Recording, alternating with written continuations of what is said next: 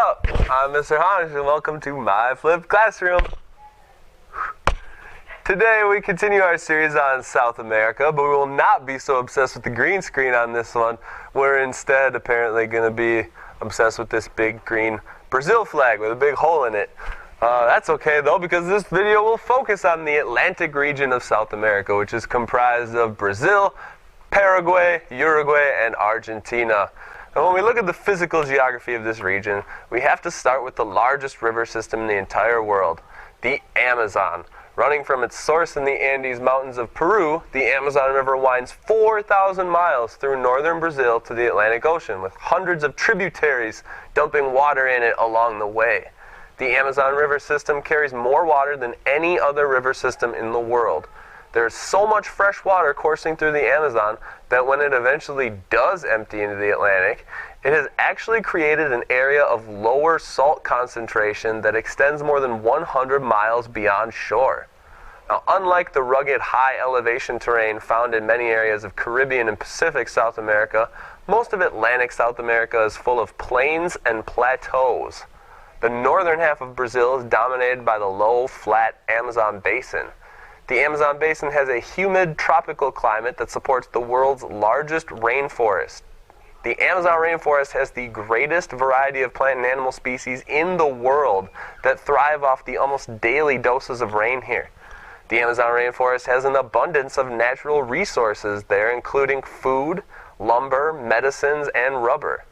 Southeastern Brazil features the Brazilian highlands, which is mostly plateaus that have been formed by erosion over time. The climate in this area is cooler, partially because of elevation and partially because it's further away from the equator than the Amazon Basin is. If we move to central Argentina, we find one of my favorite physical features to say, the wide grassy plains known as the Pampas. Pampas. Pampas. The Pampas have rich soil and a humid subtropical climate, much like the southeastern U.S.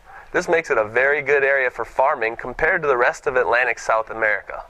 South of the Pampas, Pampas, is Patagonia, a region of dry plains and plateaus that also includes a number of icy glaciers, or as Discovery Channel's Bear Grylls says, glaciers. The climate there is technically desert in many areas because of the lack of precipitation, but very cold as well. When looking at the countries of the region more closely, we're going to separate Brazil from the other countries because it was not created from the same mold. So let's start with Brazil.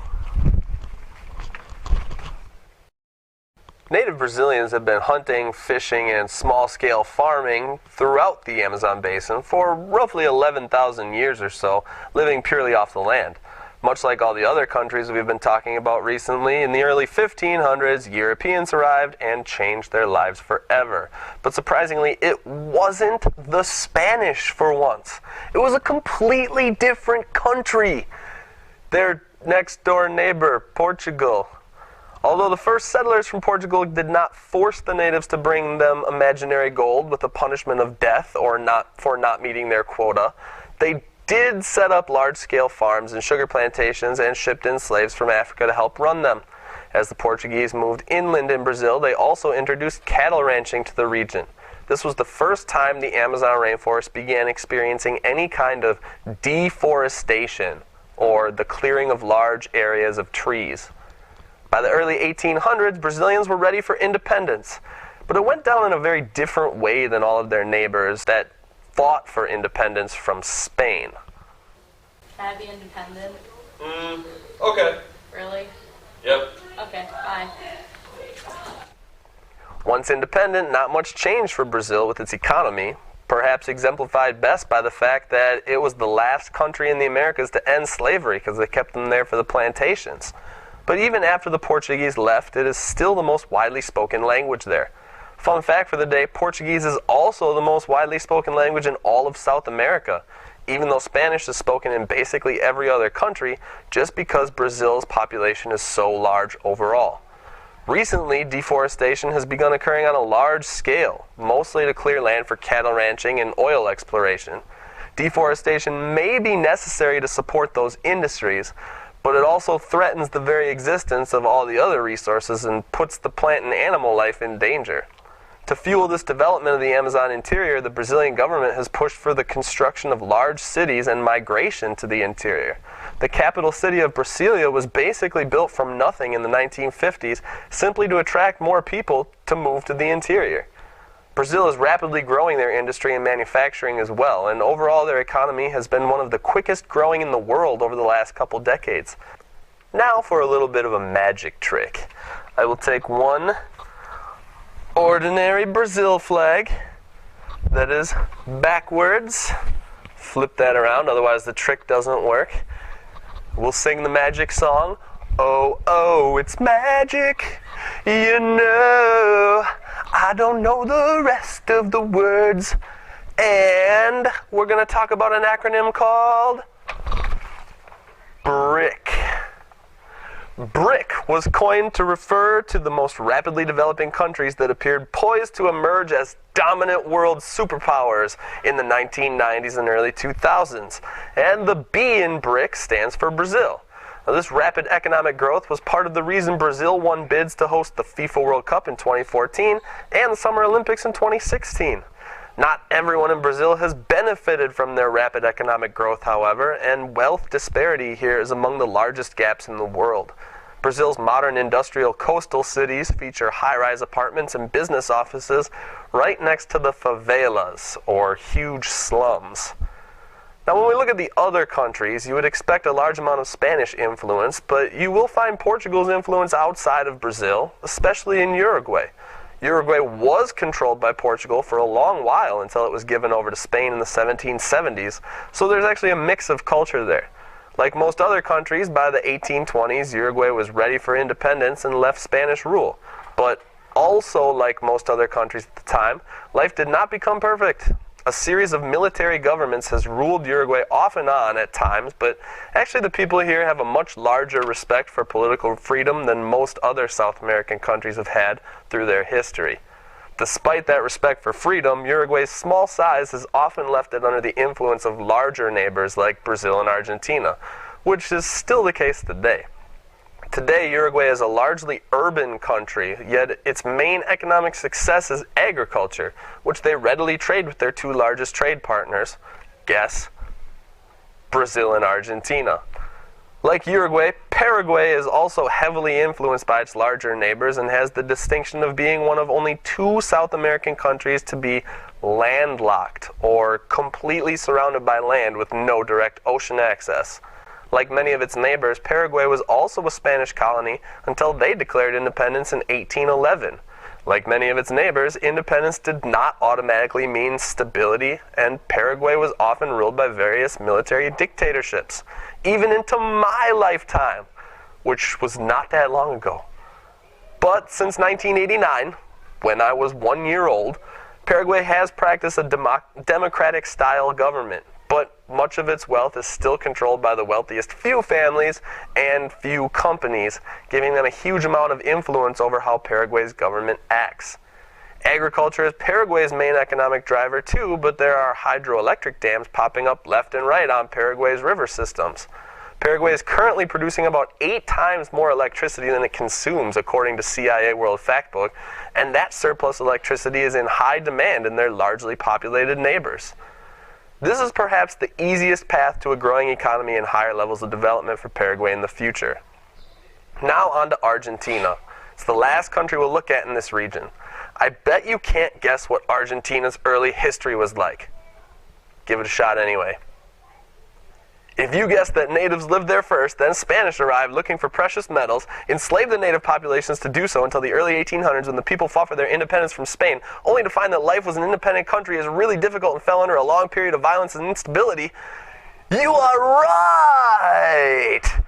Do you notice a trend or pattern here? Argentina, like its neighbors, has plenty of mixed heritage with European and native roots. The Pampas is still an important region for agriculture and beef, but the rest of Argentina, especially the city of Buenos Aires, has modernized and industrialized. However, heavy debt and government spending from the late 1990s and early 2000s led to a massive financial crisis in 2001 and 2002 that caused severe unemployment and instability in the government, including the resignations of several subsequent presidents and violent protests in the streets. From 1998 to 2002, the economy actually shrank by about 18% and left about 60% of the country under the poverty line. Since then, the economy has rebounded and for much of the mid-2000s was experiencing 7 to 9% growth annually. Today, Argentina is not necessarily a highly developed, wealthy country, but they enjoy a relatively high GDP per capita and their debts have been shrinking. However, Argentina still lives in the shadow of Brazil and has long been considered sort of that other big country in South America. It's like the sidekick that people barely mention, the little sibling living in the shadows of big siblings' accomplishments. We'll just have to see how that dynamic plays out in the future.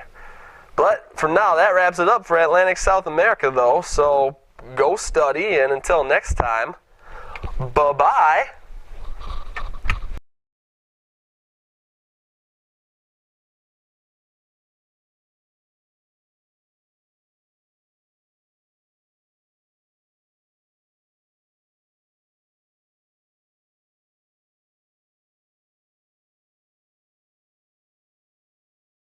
Roughly 11,000 years or so, living purely off the land. And You have a hair on your nose that is really bad. And I need to readjust the camera because I see. It's still there. Still there. like this? Yeah. It's not a hair, it's a thread. Why would there be a green hair? No one in their right mind has green hair. The acronym BRIC, BRC, was coined to refer to the most rapidly developing countries that appeared poised to emerge as dominant world powers in the 1990s and early 2000s. You said BRC. Yeah, I caught that. And I debated whether I should even say the letters because I'm going to put it up in text anyway, so I should just not say it. Hey, what's up? My name is Mr. Honish. I forgot. Hey. This is the wrong hole probably, isn't it? This is the bigger one. Yes.